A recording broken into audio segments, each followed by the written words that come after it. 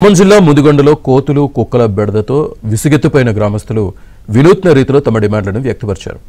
కోతులు కుక్కల బెడద నివారించిన వారికి తాము ఓట్లు వేస్తామని ఫ్లెక్సీలు పట్టుకుని ర్యాలీ చేశారు.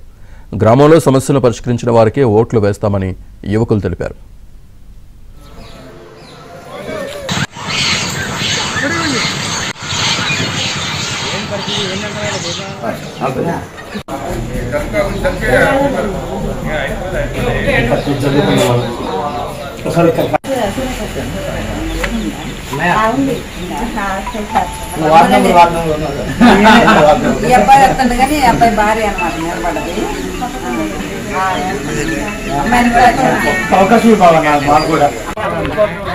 ముదిగొండ గ్రామ పంచాయతీలో గత చాలా రోజుల నుంచి కోతులు సమస్యలు చాలా ఎక్కువగా ఉన్నాయి.